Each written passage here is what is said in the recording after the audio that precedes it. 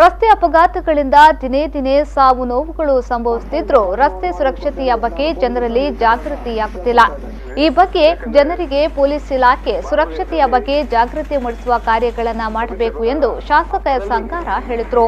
ಸುಳ್ಯದಲ್ಲಿ police highway Patrol ನೂತನ ವಾಹನದ ಉದ್ಘಾಟನೆ ಮತ್ತು ರಾಷ್ಟ್ರೀಯ ರಸ್ತೆ ಸುರಕ್ಷತಾ ಸಪ್ತಾಹಕ್ಕೆ ಚಾಲನೆ ನೀಡಿ ಮಾತನಾಡಿದರು.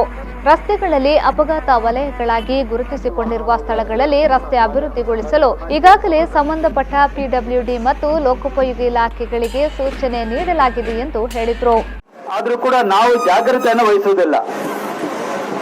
ಈ ರೀತಿಯ ಒಂದು ಸಂದರ್ಭದಲ್ಲಿ ಮತ್ತೆ ನಾವು ಜನರಲ್ಲಿ ಜಾಗೃತಿಯನ್ನ ಮೂಡಿಸಿದಾಗ ಈ ರೀತಿಯ ಒಂದು ಅಪಘಾತವನ್ನ ತಡೆಯಲಿಕ್ಕೆ ಸಾಧ್ಯ ಇದೆ ಅನ್ನತಕ್ಕಂಥ ದೃಷ್ಟಿಯಿಂದ ಇವತ್ತು ಆರಕ್ಷಕ ಠಾಣೆ ಇರಬಹುದು, ಲೋಕೋಪಯೋಗಿ ಇಲಾಖೆಗಳಿರ್ಬೋದು, ಬೇರೆ ಬೇರೆ ಇಲಾಖೆಗಳಿರ್ಬೋದು, ಆ ರೀತಿಯ ಒಂದು ಜಾಗೃತಿ ಕಾರ್ಯಕ್ರಮವನ್ನು ಕೂಡ ಮಾಡುವಂತ ಒಂದು ಅವಶ್ಯಕತೆಗಳು ಇದೆ. ಎಲ್ಲೆಲ್ಲಿ ಅಪಘಾತ ವಲಯಗಳಿದೆ ಅಂತಹ ಭಾಗದಲ್ಲಿ ಯಾವ ರೀತಿಯ ಒಂದು ರಸ್ತೆಯ ಒಂದು ಅಭಿವೃದ್ಧಿಯನ್ನ ಮಾಡಬೇಕು ಅನ್ನತಕ್ಕ ದಿಕ್ಕಿಂದ ಒಂದಷ್ಟು ಅಭಿವೃದ್ಧಿ ಕಾರ್ಯಗಳು ಕೂಡ ನಡೀತಾ ಇದೆ.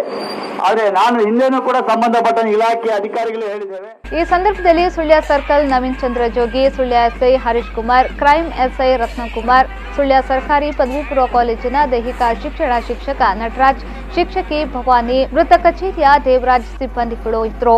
ಬಳಿಕ ರಸ್ತೆ ಸುರಕ್ಷತೆಯ ಅಂಗವಾಗಿ ವಿದ್ಯಾರ್ಥಿಗಳಿಂದ ಜಾಥಾ ನಡೆಯಿತು.